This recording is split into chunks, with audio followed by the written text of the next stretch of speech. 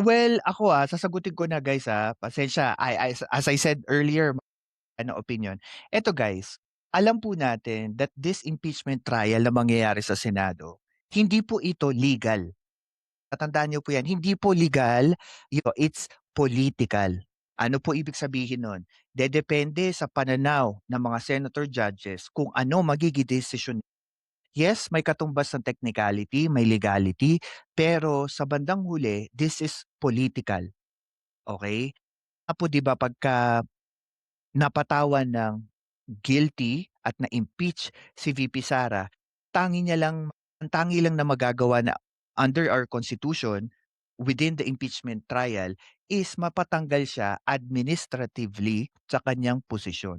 At hindi na siya perpetual, disqualification para hindi na siya Kasi hmm. Hangga't hindi napapatawan ng desisyon ng hukom tulad dito sa impeachment ng mga senator judges, hindi po pwedeng sabihin kahit mabigat ang ebidensya, di mo po pwede agad-agad mag-arrive ka na guilty siya. Kasi tayo, it's our own perception.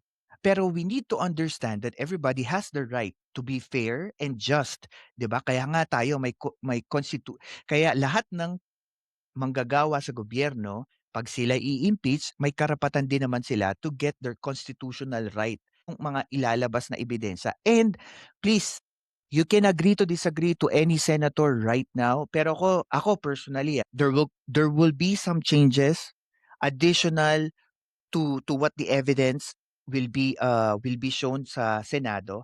I think maaring ma-sway yung mga sabihin na nating hardliner na mga pro Duterte at saka hardliner na mga, PBBM, supporters, maaring mag-sway pa. Ako naniniwala ko there's a lot of evidences na ipepresenta pa ng mas mainam ng prosecutor coming from the Congress at meron ding idedepensa naman ang, kampo ni VP Sara kasi hindi natin narinig, yung mga baon na depensa ng kampo ni VP Sara. Kaya ako inaabangan ko lang talaga kung ano yung mangyayari.